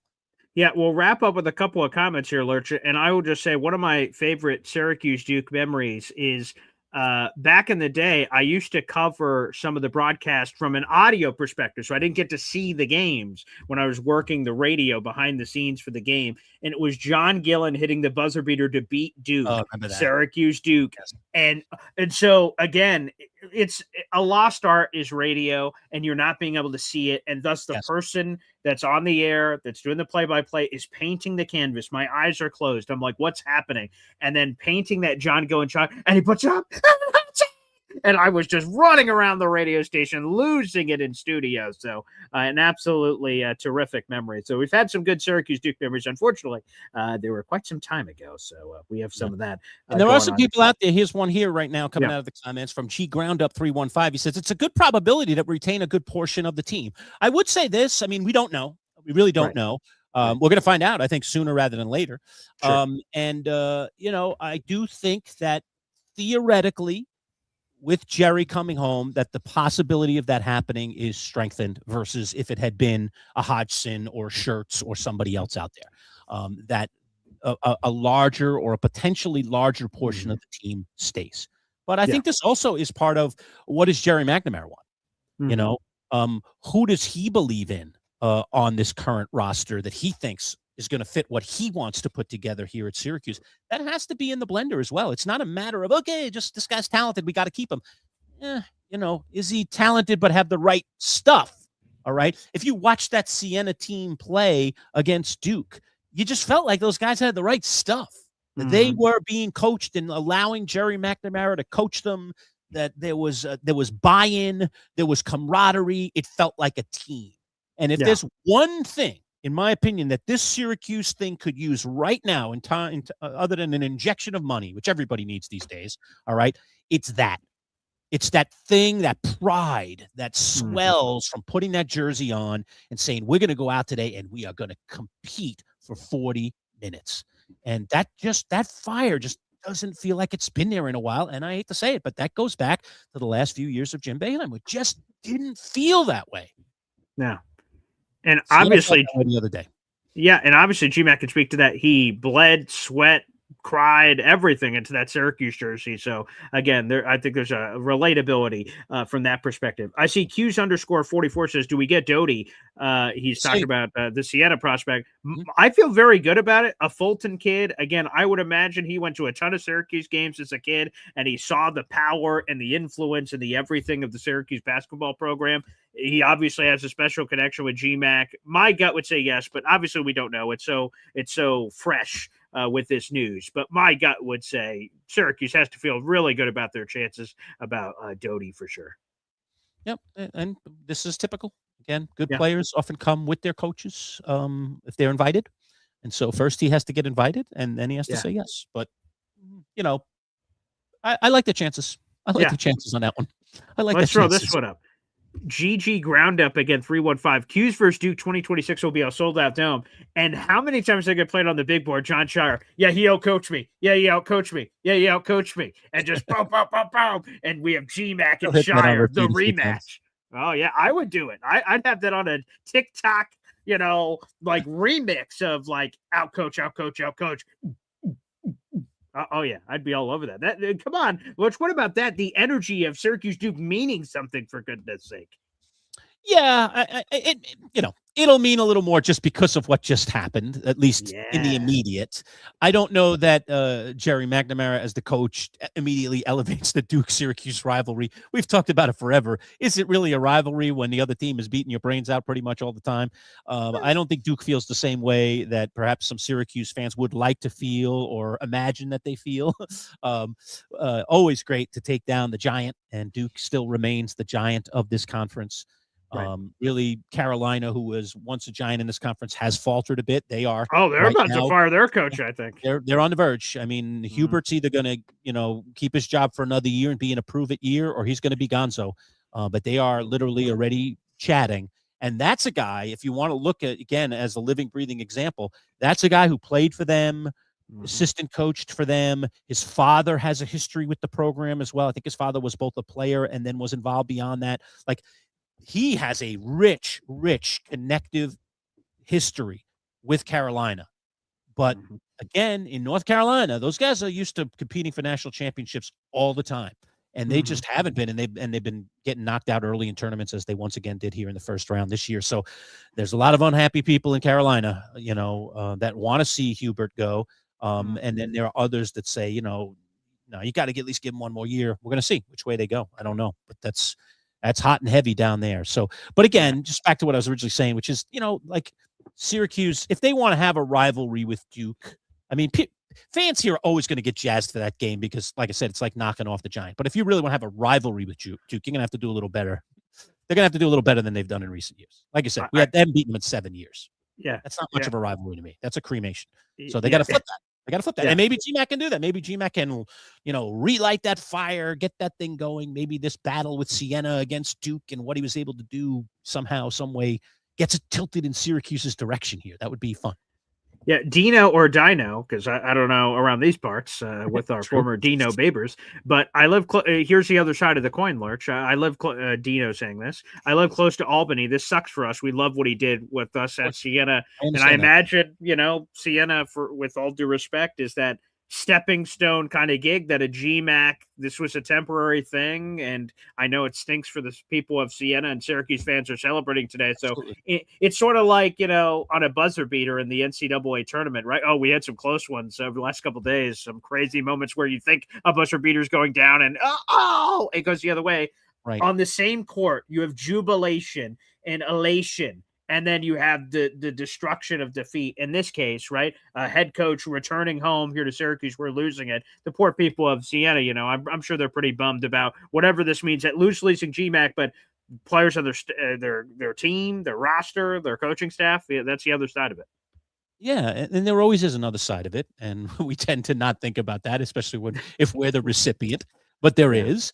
And the other side could get worse because, as some people have already been throwing out there in the comments that we've talked about, what if they lose their top player in Gavin Doty? Mm, What if they lose yeah. their 2 assistants, who happen to both be, by the way, former Syracuse players? Chances are, that could be part of the equation. So, they're not even necessarily just losing the head coach who's done a tremendous job in the 2 years that he's been there, but they might be losing talent on both the bench and the court. And that's not easy to overcome either. So you do have to feel for the folks at Siena, but you do also have to understand how this world of college basketball works. Gerry McNamara is essentially getting paid 3 times as much, roughly. Right? We don't know the exact numbers of the deal, but it's going to be somewhere in the realm of getting paid 3 times as much as what he was getting paid at Siena. He's at a program that has a national history, that has won a national championship, that has competed for a long, long time at a very high level, and needs a jolt right now. And by the way, happens to be a team that he once played for and did glorious things for. So you put it all in the blender and you just understand it. Siena knew this was out there. They knew that Gerry did a great job there, and something went wrong here that people were going to put, 2 and 2 together, and it was going to equal 4. So it shouldn't be a shock, but that doesn't make it any easier. I think they obviously feel that they made an outstanding hire in bringing Gerry McNamara there, and what he was able to accomplish even in a short period of time. So it's just, that's just the nature of the business. I hate to say it, but it is. Yeah, and last things here, just Andrew Lowe, I see he's just jumping in. Let's go Orange, great hire, keep it in the family. And there's been people that are celebrating it here. We go back to Marcel, who you were asking about. I think you guys needed GMAC because he's won there and he knows what it will take. I think this is a great hire for you guys. So there you have it. All right, a lot of good comments. All right, that was awesome. All right, thank to everybody for jumping in here and becoming subscribers. If you're not already, you can still pop that subscribe button on the way out. YouTube.com/@MC Show Digital. If you're already a subscriber, you see the scrolling ticker below. You can become a member and really support the channel, or you can buy some cool merch. We were showcasing some of the merch, like our fabulous pint glass that we have. And the coffee mug that I had, and the hats that Boy Green and I are wearing. So we've got about 6 or 7 items in our shop, and they really, really are nice, high quality, and you can support the channel that way too. But subscribing is the way you support the channel the most, and we appreciate it if you're not a subscriber and you like the content that you got today, that you become a subscriber and click on those notifications so you know when we're putting out content. And just thank you for being here today, man. It was an awesome show. It was good to be talking about something pretty cool, and it looks like Syracuse is moving forward with one of their legendary players now taking over as head coach. It's going to be a lot of fun. This is going to be a wild ride here. Boy Green, final thoughts if you have any. Yeah, I want to thank all the fans. Again, this was a pop-up show. We did not intend to go live today. We went live for over 90 minutes, which is terrific because of you, the fans out there, the audience. It was funny. Lurch, it was texting me, and he was like, like 10 minutes or something? Yeah, he said, you want to do a live show? I said, yeah, right. We'll go on for 10, 15 minutes. I'm sure, just get the news out. I did not know it was going to turn into this, but that's just the very nature of the business. Yeah. That's the wonderful thing about this digital space is that, sometimes you just, you start doing something and then you realize, wow, a lot of people want to hear more about this, so let them hear more. And hopefully we provided that for you today. Yeah, and so my message is this. If you guys got a good laugh, information, you got to vent on the show, whether good, bad, or indifferent, and you liked it, do us a favor. Again, we have 400 people watching the show. Just under 100 are watching the show right now on YouTube. That is where we butter our bread. We appreciate if you watch us anywhere, consume this product anywhere. But again, I'm going to throw it back up on the screen. It is that YouTube handle. If you're watching on YouTube, this is the only place you're watching it right now. Like that video that's free to do that gets this show in front of other fans out there in the audience, and hit subscribe. We have surged on the subscribers in the middle of this live show. We are now 18 subscribers away from 800, Lurch. What a awesome pop out of nowhere as we try to approach closer to 1,000. So, folks, if you're watching the show right now and you haven't subscribed, subscribe. We talked to Neil Adler, our Syracuse basketball insider, Sean Devaney, our NBA insider, so some NBA draft connections, perhaps. If there's anything Syracuse related, we'll have you covered there. So, just had recent interviews with Mike Waters and Brent Axe as well. So yes, we're following of course. The story very, very closely. So we're always keeping our eyes and our ears and our tentacles out to try to bring relevant stuff to you. So the channel has some diversity to it, but obviously Syracuse sports is a big part of it. So I know most of you are here today for Syracuse, but I'm sure you like football, and I'm sure you like other things that we cover. Bud Poliquin still pops in, by the way, for any old timers that are Bud and the Manchild listeners. Bud does a weekly with us, usually mostly, and it's pretty much clockwork. Every once in a while, schedules don't work, but it's usually released on Tuesday morning. So we usually talk to Bud sometime between Monday and Tuesday, and his interview goes out on Tuesday morning. He's been stirring the pot pretty good in recent weeks. A lot of people grabbing onto our Bud interviews and not loving everything that Bud had to say about this process as it was going on and on. So it's been a hoot as always, talking with the old man, as they say. So one last nugget here. Look, I'm glad you brought that back up. That was on my list to go over earlier in the show, but we got lost in the sauce. How insufferable is Bud going to be on Tuesday? Because he predicted that Gerry McNamara would be the next head coach. Now, by the way, this is predating the Brian Hodgson stuff where that was hot and heavy and people said, oh, he's going to be the guy. Bud emphatically predicted that Gerry McNamara would be the next head coach of the Orange. Go back to our other interview, folks, if you don't believe it. Check got the a big tape. headline on it that says Bud, Bud predicts J-Mac or something like that. And now G-Mac's the guy. So is he going to be insufferable, Lurch? You've been here before on potential predictions. Oh boy. Okay. Probably. Are you going to let him have his moments? Or are you going to give him crap about it? What are you going to do? It's hard to stop him from having his moment. He just blathers on forever. So he'll probably get his moment, much to our dismay. Maybe I'll just do one of these, BG, and I'll just go, okay, you just keep talking, Bud, and I'll. Yeah, and I'll wait. Let me see if I can get I'll give him some of this. Clap, give him everything. Give him his due. Sure. Yeah, but he just started. I mean, again, we've been talking to Bud about this for weeks on end, and he wasn't necessarily there a month ago or a month plus ago. But then, as the stars started to align, he just saw the tea leaves, just like we eventually saw the tea leaves before this happened. This past week, where literally we all crossed the threshold and said, I said last week, I'll be shocked now if it's not Gerry. I honestly will now be shocked if it's not Gerry. And then, so I'm not shocked. Just absolutely seems like it was the right thing at the right time. And hopefully it will turn out to be the right hire. He's got a difficult job in front of him. I hope that the university does live up to its commitment. Support him, right? About today, in terms of increasing that NIL budget and making putting Syracuse in the top third of the ACC in terms of money being raised. So that is supposedly a quote promise, if you want to call it, or a handshake, or whatever you want to call it, that Brian Blair, the new athletic director, made with Gerry McNamara upon asking him to take this job or considering this job. Is this is where we expect to be. This is where we want to be. This is where we're going to be. So let's see now if Brian Blair, who has had a tremendous track record of raising money at other institutions, can get the job done here at Syracuse. I mean, this man has had to hit the ground running. He's still got to clean up some loose ends at Toledo, where he came from. He's still in his press conference. He's got to go back there, and he wants to make sure that Toledo moves forward in a very smooth, sound way. And he doesn't, he's not that kind of guy to just, leave in the middle of the night, Bobby Petrino it, he wants to make sure that Toledo is on. That's nice. That's respectable. I agree. I think that's actually really cool. But he had to hit the ground running on this one. Now he's gotten this out of the way.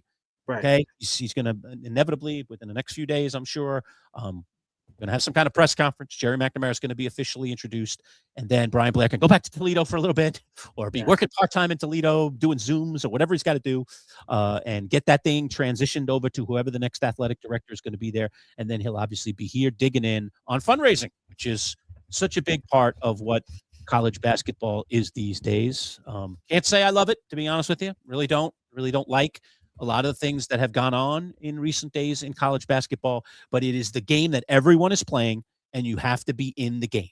And so what Syracuse is going to attempt is to get a stronger footing in this game of NIL in the immediate future, so that they can compete more readily in this very difficult conference, at least the conference that's been difficult for them to navigate, the ACC. They have not been able to make a mark in the ACC in all the years they've been in, and that even includes that 1 year where they had a good record. Okay, they have not really made a mark in the ACC. I mean, they haven't made a mark in the ACC tournament. They haven't made a mark in the ACC. Definitely not. They have got to change that sooner rather than later. Otherwise, they'll just get out of this league, and they just can't. This league, they can't succeed in this league. So, a lot of people say the reason they can't is they don't have the money. So, if they are able to raise the money, I don't want to hear this. I can't anymore. Okay, I can't. You don't have the money. If you have the money, you're in the top 6. You should be able to compete like a top 6 team. So let's see if Syracuse, number 1, can get the top 6, and number 2, can compete once they have top 6 money in place. Yeah, and last nugget here again. We're now 15 subscribers away from 800. Wow, incredible! So thank you, everybody. Again, Thanks a right lot, there. folks. One last call to action in the comment section. If you're watching on YouTube, you are watching it here on MC Show Digital. Hit that subscribe button. We'll have plenty of reaction to this GMAC hire. We're going to hear a GMAC press conference, and it'll all become very real in the coming days. We'll have those insiders on to react to the latest nuggets and the latest with recruiting, Lurch. So this was a lot of great fun. Yeah. For any of you Giant fans out there in the audience, we all know how much fun that John Harbaugh presser was. You know, that guy walking in there in that really nice suit and shaking some hands and looking like he owned the room. Now I want you to imagine that in orange because, you know, Gerry is coming home and he's going to be talking like the next head coach of Syracuse. And that ought to be a fun press conference. That ought to be a cool moment for Syracuse fans, regardless of where you've stood on this whole thing. That's going to be a cool moment for Syracuse fans. No doubt about it. Hope he gets it done. I really do. Yeah. I am 100% now in Gerry's corner. Let's go Orange. Let's go Gerry. Let's get this thing back on the rails. Let's go Brian Blair. Let's go Cash. Okay. Let's just leap and go, man. It is time to get this thing back on the rails, to get that dome filled up again, and you know, to become a winner in the ACC, which Syracuse has not been able to do. Lurch, go enjoy the rest of your Sunday, man. We've done a little left of it.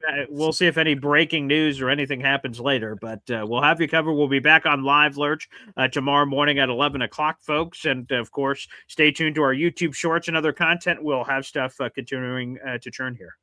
All right, folks, take care. Great being here for you, and we'll see you again live tomorrow at 11. Take care.